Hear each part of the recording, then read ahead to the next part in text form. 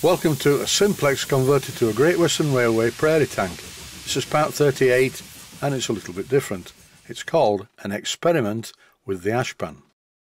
On screen at the moment is the original old ashpan from the engine. It's been heavily modified for some reason, but I have a good idea why it's been modified, because once upon a time I too had a Simplex.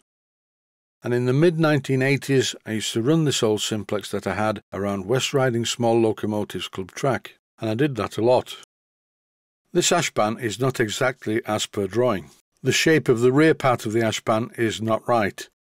It should have a deeper section that fits in between the axle boxes. This is no good at all because the ashpan is too shallow at the back end. As I said at the beginning, and it's the title of the episode, this is an experiment.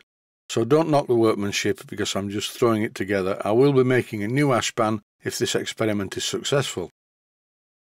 By scribing a line to mark the centre, followed by two outer lines, I cut out the centre section of the rear of the ashpan on my bandsaw. This isn't really the end of the experiment, because I can't just drop ash out of the ashpan onto the ground, particularly over the back axle. The original idea was to fold a piece of brass that would fit in between the axle boxes, just like on the drawing. But while looking around the workshop for a suitable piece of brass, I found this. It's a piece of perforated steel, and it's a speaker grill off a loudspeaker that I used to have. I sat and looked at it for a while, then I thought, yeah, this should work. So what I did was cut it on the bandsaw, and now using the bending rollers, I'm shaping it so it fits the existing ashpan. I know it's not pretty, but I'm using it as a proof of concept. My idea is it will let air in underneath the shallow part of the ashpan. Small pieces of ash will fall through the holes, larger pieces will vibrate their way down to the bottom part of the ashpan. The rear axle is shrouded, inasmuch that it has a cover over it, so any ash falling out of the shallower part isn't really a problem. What I'm doing here is using my Proxxon motor tool to drill some holes in the brass. It's trickier than it looks because the holes are in three different positions, they're not all in line. After drilling the first two holes, I threaded them using a 6BA tap. I'm going to use some various assorted small 6BA bolts to secure the perforated steel onto the brass part of the ashpan. That's one done, now time for the one at the other side, followed by threading that also 6BA with the same tap. Using this small socket, I secured the bolts in position. Some of these 6BA bolts were a bit too long, so I used my barcode adjustable spanner to snap them off underneath. As I said at the beginning, this is an experiment and it will not win any prizes for good engineering. If it's not successful, I will copy the profile, but then make it as per drawing and throw this away.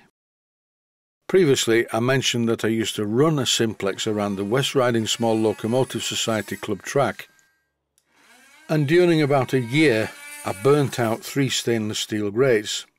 All of the heat was being concentrated at the front. My initial thought was if I make a perforated metal rear of the ashpan, the blast of exhaust steam going up the chimney should also pull some air in at the rear of the ashpan, not just at the front part. It's worth remembering at this stage that model steam locomotives, like full-size steam locomotives, are quite different to stationary engines and very different to traction engines. They do not work in the same way. Steam locomotives that run on rails are the Ferraris of the steam world, and even when you're driving a small locomotive like a Simplex, the fire will burn white hot when it's running.